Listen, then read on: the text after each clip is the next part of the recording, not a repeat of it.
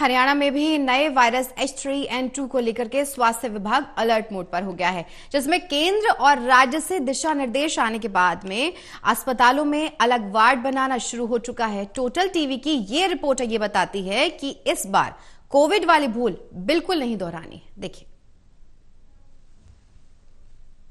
Covid का डर पूरी तरह से अब निकल चुका है, लेकिन एक नया वायरस जो आया है उसने चिंताएं बढ़ाई हुई हैं। H3N2 ये वायरस क्या है?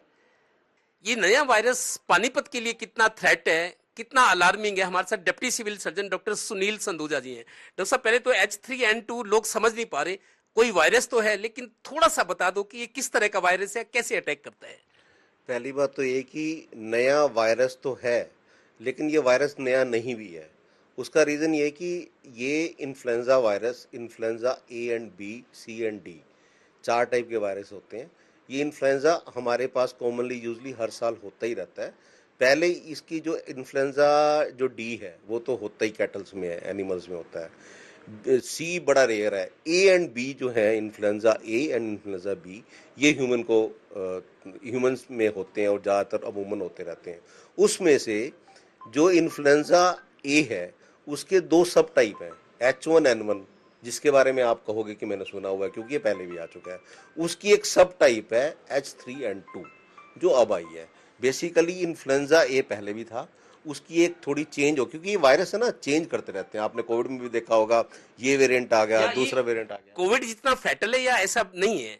देखो, ऐसा है कि फेटल की डेफिनेशन ज़्यादातर क्या डिफाइन करती है कि जो इम्यूनो कॉम्प्रोमाइज लोग होते हैं, जैसे टीबी के पेशेंट, कैंसर की ट्रीटमेंट जिनको चल रही हो, या बुजुर्ग लोग, या 5 साल से छोटे बच्चे जिनके अंदर अभी इम्यूनिटी डेवलप हो रही हो, तो ये यूजली, जैसे कोविड में भी हमने देखा, ज़्यादातर डेथ उनकी हुई जिनको डायबिटीज़ थी, कैंसर के पेशेंट। ऐसे ही ये रिलेटेड भी उससे, क्योंकि ब्रेथ से रिलेटेड है, हमारी रेस्पिरेटरी सिस्टम से रिलेटेड है, लाइक दैट कोविड से रिलेटेड है। वैसे तो हम लोगों को जो हमारी जो कोविड के अंदर हमारी जो रूटीन्स थी, हमें मास्क लगाना, डिस्टेंस मेंटेन करना, ये भी वैसे ही ड्रॉपलेट इन्फेक्शन है, छींक वगैरह से फैलता है।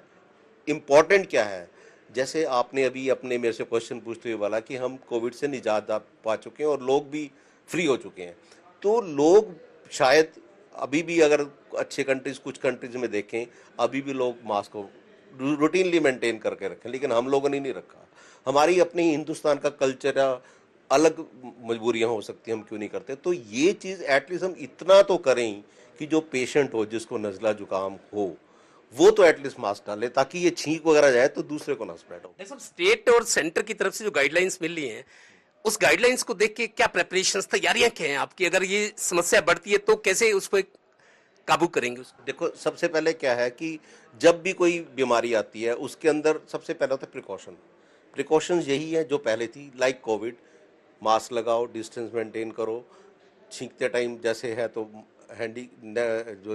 हैंकी यूज़ करो, तो वही गैप मेंटेन करो, वही है। गाइडलाइंस अलग से हमारे पास ये आई हैं कि इसके लिए स्पेशल वार्ड बनाया जाए। जैसे ही हमारे पास पेशेंट आए, अगर कोई इस टाइप का पेशेंट, क्योंकि ये कम्युनिकेबल डिजीज नहीं, ये स्प्रेड बड़ी जल्दी होती है, वाटर के थ्रू, ड्रॉपलेट के थ्रू स्प्रेड हो जाती है, तो सबसे इम्पॉर्टेंट है कि एक वार्ड किया है। दूसरा कि फीवर कॉर्नर बनाओ चेकिंग के लिए भी। जो पेशेंट जिसको नज़ला जुकाम फीवर के साथ चेस्ट के अंदर कहीं आ जाता है, ब्रेथलेसनेस के अंदर, उसका सैंपल हम जरूर भेजें। आखिरी सवाल, जब मैं आपसे बात कर रहे हैं तो आपने तो मास्क लगाया हुआ है, लेकिन जो पेशेंट्स हैं ओपीडी में, खांसी के, जुकाम के, बुखार के, इस तरह के वायरस से, इन्फ्लुएंजा से जो पीड़ित या संदिग्ध हैं, उन लोगों ने ना तो सोशल डिस्टेंसिंग है और ना ही मास्क लगाए, हॉस्पिटल में हो रहा है, जबकि आप और मैं दोनों मास्क लगा के बात कर रहे हैं। डेफिनेटली, मैंने आपको शुरू में भी जिक्र किया कि हम लोग, हमारा सिस्टम या कल्चर या रिसोर्सेज पहले था, जगह जगह मास्क बट रहे थे, रिसोर्सेज थे, जो कुछ संस्थाएं थी जो मास्क बांटते थे, खाना भी देते थे जिन दिनों में खाने की दिक्कत आई। अब क्या है कि थोड़े से हम लोग इंडियंस का, हमारा जो बेसिक कल्चर है ना, वो लापरवाही वाला थोड़ा है।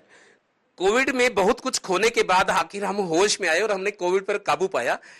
Deputy civil surgeon doctor Sunil Sandhuja ji का ये कहना है कि ये जो नया वायरस है, नया इन्फ्लुएंजा है H3N2, इसको लेकर आपको वही एहतियात बरतनी है जो कोविड काल में बरती थी, क्योंकि लापरवाही हमेशा नुकसान करती है और लापरवाह होने से हमें बचना है। सहयोगी श्रीनिवास के साथ Devendra Kathoria, total news, Panipat bureau.